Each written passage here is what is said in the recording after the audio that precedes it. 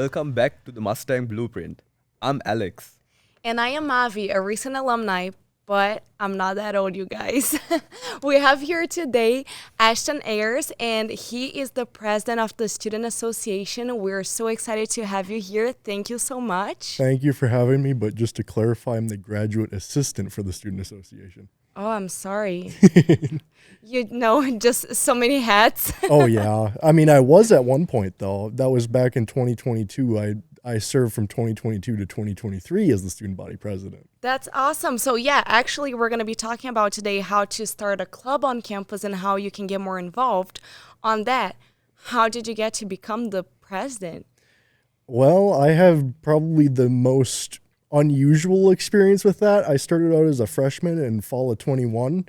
And through that, I got involved in a couple organizations, one being Enactus, the other being the Student Association through one of my professors.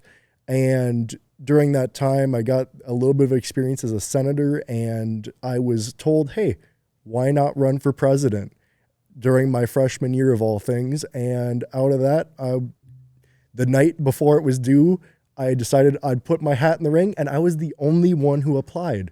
So I got it out of that. Talk about take on those opportunities, huh? Pretty much, yes. That's awesome. That's nice. So, speaking on taking opportunities and not being afraid, now for students who have interests that still are not in SMSU, for example, starting clubs, how would you tell them what's the first step they should take in order for them to start a club?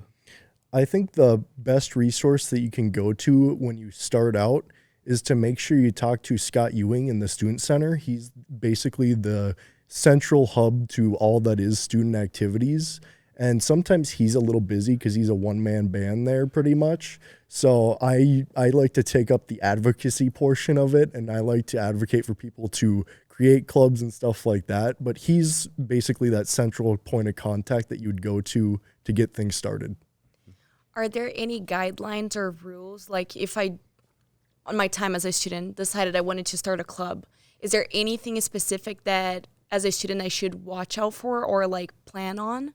I mean, the main thing I'd keep track of is like there's the student handbook on campus. Just make sure to like follow those guidelines and things along those lines. And generally you won't cross any lines that would get you in trouble. Otherwise, I mean, there's like other issues like usage of funding, but we can get into that later. So, I think to make it easier for the students, maybe we should give like a hypothetical situation where they start a club. So, what if we say, for example, I'm an international student and we love cricket, but it's not in SMSU. So, how would you tell students to get, let's say, okay, I want to start a cricket club. How would you tell me to get about it? What's the first step, then till the end? What are like the steps involved? I know there's a constitution, so how would you go about that? I think the starting point, like I said, is Scott Ewing. Mm-hmm. But through him and with my help included, because I've helped with a couple club creations in my time, you can find an advisor for your organization. You can find a couple officers or students who are also interested in it. And then what you do is you write a constitution, which we have a general template for that gives you like a little bit of help along the way by asking important questions that should go into a constitution. And then through that, when you got those three elements, that is pretty much the basis for your club. Awesome. And my thinking is, and I'm happy you mentioned that you guys have different templates and all of that. But just thinking of a constitution, I would be like, oh my gosh, like, how do I even start this? So it's great to know that you guys have all this, like, different resources available if people do want to start their clubs. I feel like we have so many different clubs, and there's such a great variety on campus of different things that students can get involved. Do you have, from your perspective as, like, an undergrad and now doing your graduate degree, how was it for you getting involved on these clubs? Like, how did you feel like it benefited you? And were there points where you thought, like, oh, too much extracurriculars or, don't have time for homework anymore, things like that? I mean, honestly, I think I've almost never really gotten enough when it comes to extracurricular stuff. I always feel like I do a little bit of a trade-off almost every year I've been here, where I'd take something new, but then I'd put away something old and let someone else fill that role, because I don't know, I've kind of spent my time trying to revive things that weren't the way they were through, after the pandemic and stuff like that. So like Senate, when I hopped on in that, almost everyone in the exec board graduated off. And now we're in the situation where the whole exec board might graduate off again this year. But, I'll still be around as the GA to help out for another year and make sure and guide people along that way. But, I've enjoyed doing like helping build. Well, I'm currently in the process of getting a new, reinstating an old committee that died over the past couple of years. It's the student governing board. So it's the student center governing board. So that's basically like what sets the a variety of different like outlines, guidelines, and stuff like that for the way the student center runs. And just recently, it was mentioned that they would be extending the student center hours in the evening. So that'll be going to, I think it's 1 a.m. on Mondays through Saturdays. So something like that, like a committee like that helps set guidelines and stuff. And I want to get that rolling so students get their voice involved and have something to say at the table. Okay. Now, hearing you say you have trade-offs to be made every year, I'm sure a lot of students, especially freshmen, are kind of confused as to what clubs to take on. There's too much on their plate here. The professor's giving them assignments. Friends are calling them, let's go out. How do you manage all of that? And at the same time, if you could give some insight as to what are the clubs you got involved. You said Enactors, there's student government. I know there's a lot more you're involved in. So if you can talk about the clubs you've been involved with and the clubs you started, and how do you kind of manage all of that? That is honestly not an easy task. It's just being able to know your capacity and what you're able to take on, because some people, they might thrive in a setting where they just don't need to handle as much. Me, I don't know why, but I thrive in chaos and being busy and trying my best just to, I don't know, make some change, I suppose. So I take on a lot. And when it comes to stuff I've been involved in AMA. So I'm wearing AMA right now. I'm wearing a shirt for them, the American Marketing Association. I was involved last year, not involved this year because, trade-offs. I'm the current Staff Act chair, so student activity fees. I'm on the student tech fee committee. I've been involved, I created my own club, the Guitar Players Association. So let me think. I've been involved in the student activities committee, and I'm trying to think what else there is. There's probably more that I'm forgetting, but Environmental Awareness Club. And I think that's it. I'm running out of things. Is that just it? I'm sure there's more. There might be more that I'm not thinking of, but that's all I can name for now. Can we go back on the student senate? I don't know if I'm an oblivious person. I did not know there was a student senate until probably my senior year or my first year of graduate school. So I kind of feel bad of saying that because it's like, seriously, like, how don't you know? But I literally didn't know how it worked. I didn't know you guys, like, it's like a real road. Like, you vote, like, you get the votes and you have, like, all the different, like, the president and then the senators and all of that. And I was so surprised. I was like, how did I not know about this? So can you kind of tell us a little bit more, like, some fun facts, things that you guys do that maybe students don't even know that's part of, like, students' work in pro of the university and getting those improvements and changes? Well, I got to say the main thing that we do that it probably gets the most notice is we put on the blood drive every semester. So that's kind of one of our main things is our PR coordinator or public relations. They tend to be the one who organizes that and make sure that we have contact with the Red Cross and just does all the organizing. But otherwise, besides that, we do like a faculty appreciation breakfast once a year where we basically contract out breakfast and serve it and have it served to all the faculty. And well, when I was president and Sam Lund, the current president, was my vice president, we did that, and we had no clue what we were doing because, like I said, we were basically a bunch of fresh people in leadership positions, and we were just like, why don't we both give a speech, one at the beginning and one halfway through? So that might be something they do again this year.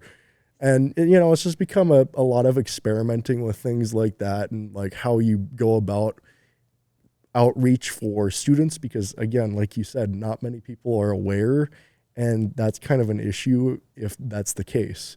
And we've kind of gradually worked our way out of that a bit more.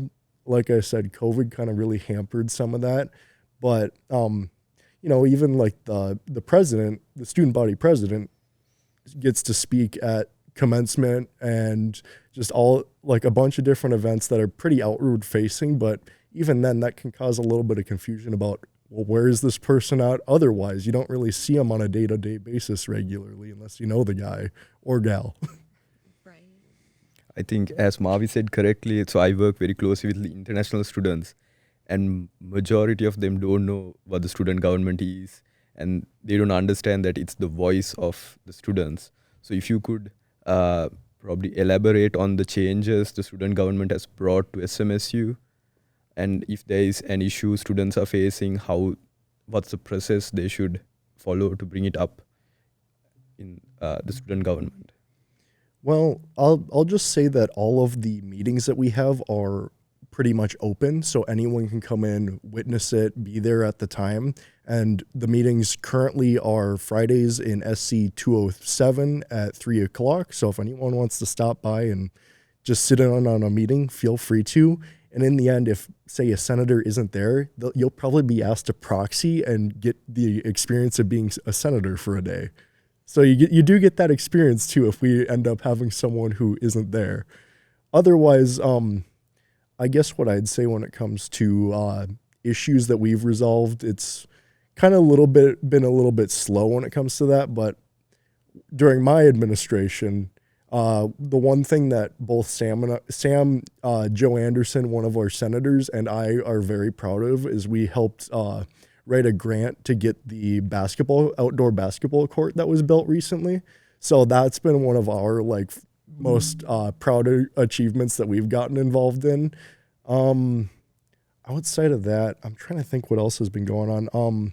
Well, with our new advisor, Jay Lee, with the Dean of Students, he's been pretty adamant about making sure we are, keeping up with what students' needs are. So one of those things that our current vice president, Cassie Herding, has been pursuing is a vending machine that makes warm, hot meals.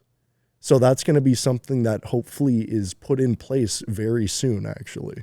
So that's going to be another cool project that's in the works currently. Oh my gosh. You guys didn't have that at my time. No, I'm joking, but that's amazing. It gets me so happy to see all these changes. But with you mentioning all these different things and projects that you work on, of course, funding comes to mind because everything costs money. And even with your idea, Alex, of, creating your own club of, is it cricket? Cricket. Yes, I've never played, so maybe I'll come join you guys at some point if I can. But how does that work for students that do want to start a club or an existing club? And I know they go through different steps every year to get, is it reapproved? I don't know if I'm using the right terms, but to request their fundings. How does that work too? Because let's say Alex wants to start his cricket club, he would need equipment, right? So how does that process work with presenting that proposal? And what suggestions would you give for the students to come prepared and ready if they're requesting that funding? So first off, when it comes to the actual recognition of a club, after I said, those three base things you need, you do get a Senate hearing. So your constitution will be read in public, and the senators will vote on your approval. That goes to the president, and then you become a recognized student organization. But that's just the process that's pretty much out of your hands at that point. It's basically what the materials you put together, and then that's basically overviewed. And if it's approved, it's approved. If not, it goes back, and then changes are made, and then it will probably be approved. Mm-hmm. But when it comes to finances, I've had that experience in SAFAC, and that's like the whole activities. So all the different student activities, like your arts, your even student government itself. This project here, I mean, we just had a funding request from this here just last week, so that was super cool. And like those Enactus, any of those other, like, it's very broad. We hear from a variety of things, and I find it's the coolest experience sitting in that room because I get to talk about the finances of these organizations and hear about all the cool events that they're planning and stuff like that. But our process begins typically for a regular budget period in the spring semester. And what that involves is essentially you are given a balance sheet for this year and next year. And you basically make your projection of your spending from this year's spending into next year, plus whatever you might be planning initially. So both of them are kind of like an estimate. And with that estimate, we use that to calculate what your request for your budget would be in the following year. So like this cricket club, for example, say you want to buy new equipment, but you don't have the money this year. So you could either make that request through your regular budget, or say if you wanted to get your stuff going now, we have an extra fund called Spontaneous, and that typically covers new organizations and organizations that didn't plan their budget ahead of time for a event that they just weren't aware that they were going to do until very short notice.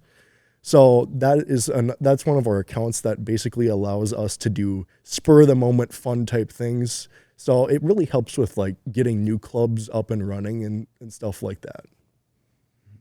So with all this talk of starting a club, and you've seen so many people start clubs, I know you advise personally. Ashton has helped me also start a club.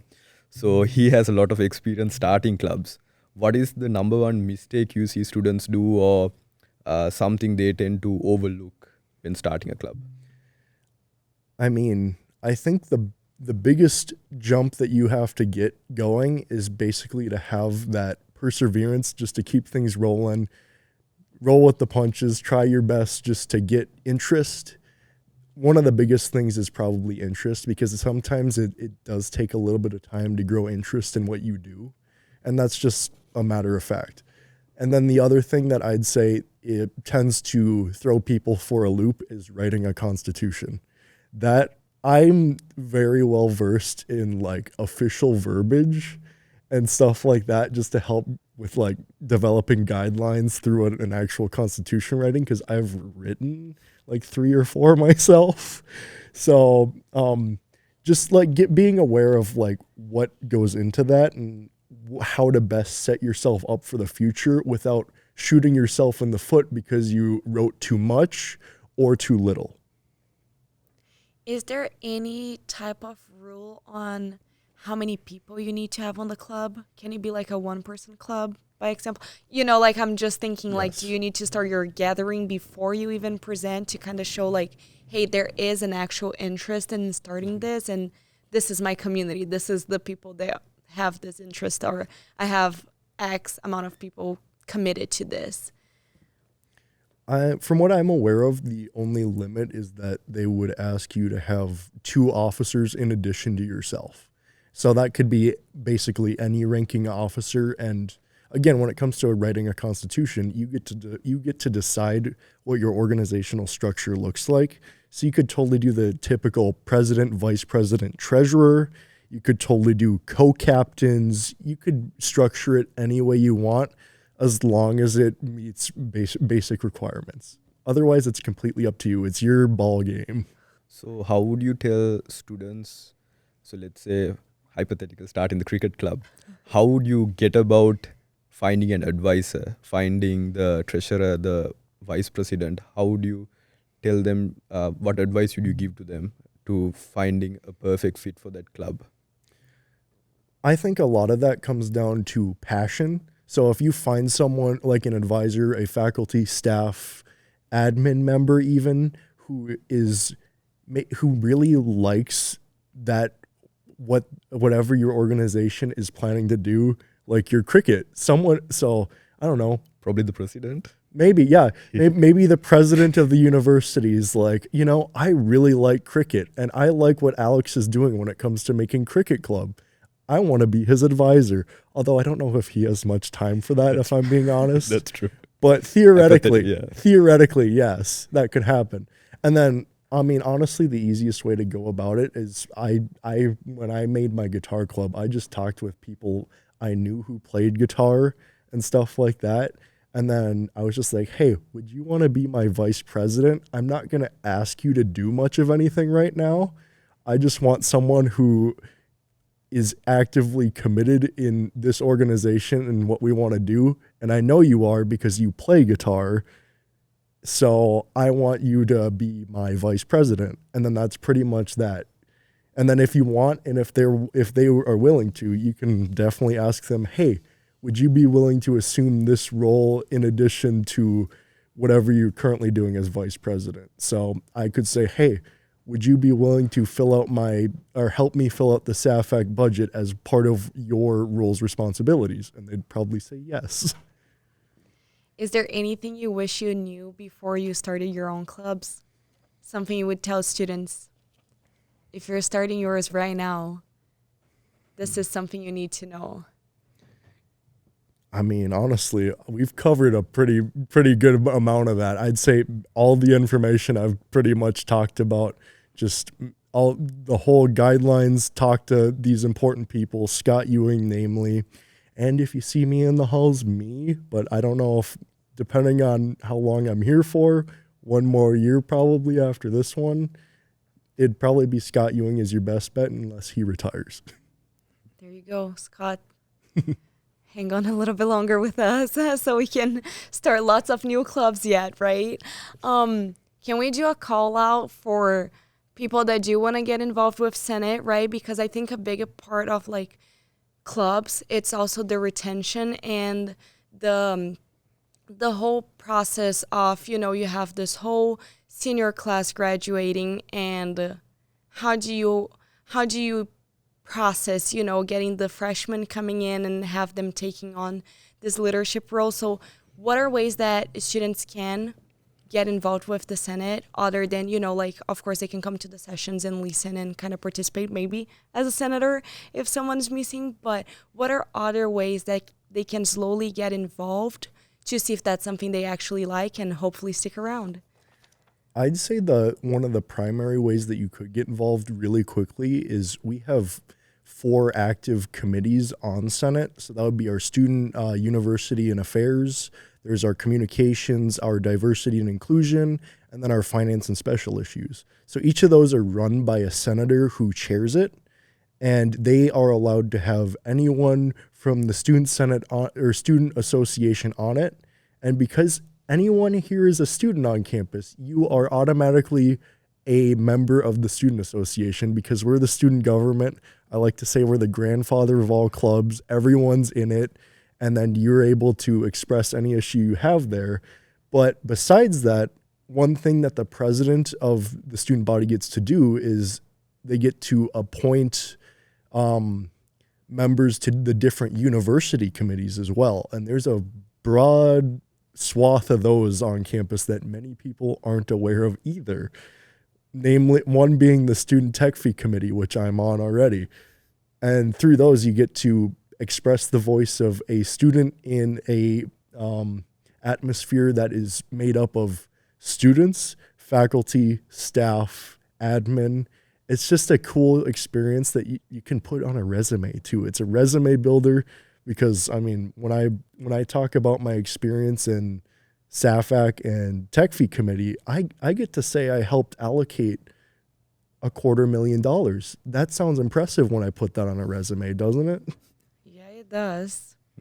Or say if you were on the Academic Appeals Committee, you could say I was a student on the Academic Appeals, And I was the one who brought a student perspective to any kind of issues that a student had involving any academic dishonesty or stuff like that. So it's really cool what you have the opportunity to do here.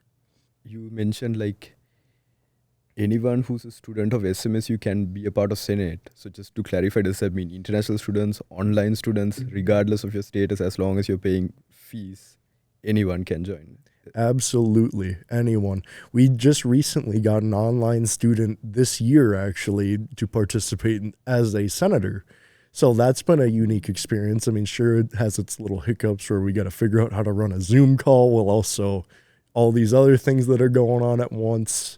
And international students, absolutely. We have a couple on right now, and it's great to have them because they bring a whole new perspective. Like one of those being a system issue, being the international healthcare issue, which has kind of always been an issue, but it's something that we all try to actively pursue no matter what. But we wouldn't be aware of those issues if we didn't have those people on it. And that's why it's important to have a diverse background of senators on our Senate so that we are aware of any and all issues that that students have. And just in case, we have our communications committee who is basically in charge of outreach to the student body. So right now we have QR codes being put up around the entire campus and in all of the dorms and stuff like that so that people can scan it, put in any kind of concern they have that we could potentially address, and then hopefully we can meet with the administration or anyone else to try to resolve it. And if I'm not, I think there's a huge misconception. Like when you say student government, it's like a big thing. Students can't go and speak to them because they're like high up there. But if I'm not mistaken, there is a student government office where anyone can go and chill with the senators. There are like different activities as well. There's a coffee machine. You can just come and chill, just relax, have a conversation. So do you like to talk a bit more about the Senate office? Oh yeah, I mean, sure. It's just right up in the student center. It's it's Upper Student Center. It's just between the link between the conference center and the student center. It's just right there. It looks like a very small space because it's a door off in the corner, but it's a pretty big space back there. We have a nice set of couches in the front, chairs, and again, we're open to anyone to just walk on in. Usually there's someone in there. Sure, it might be someone taking a nap on a beanbag or something, but someone's in there usually. And as the GA, it's kind of my job to be in there at least 3 hours a day, so that I'm usually in there to help basically talk to anyone who has any questions and stuff like that. And, it's just a nice little space that we got. It's more official towards the back. We got like an actual conference table, a couple desks, and I'm at one of those desks, and I tend to be the one who types up the minutes for every meeting and any other paperwork that tends to be done. I'm the one who files it. So I get the fun experience of paperwork. And I saw there's a TV that has, if I'm not mistaken, Disney Plus subscription. Oh, yeah. Yeah, that's provided by our vice president right now. So I don't know how long that'll stick around for, but there is that currently. So students, go take advantage of it while it lasts. Yeah, exactly. Finally, thank you so much, of course, for joining us, making the time.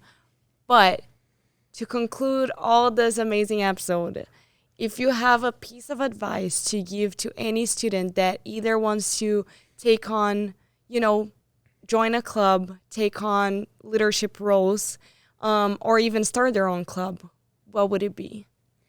Honestly, it all starts with that first step. Once you start somewhere, you just keep rolling with it. Like me, I started off with Enactus, and I just kept rolling with it, gradually building up what I wanted to do, what I thought I was capable of doing. And through that, I found my limit, and I still kept going and just swapping around stuff as I did it.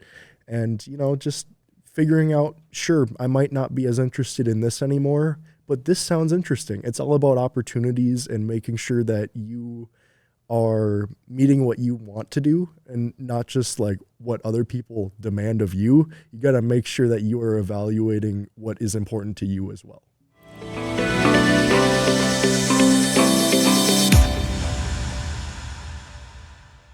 People, I think, are very well-meaning, and sometimes will say something to a loved one or friend like, well, just don't worry about it. It's like, hey, the anxiety's all better. Thank you. Well-meaning, but a little bit misguided, because nobody wants to have mental health struggles, and they are very, very common. Many, many people do. It's not your fault.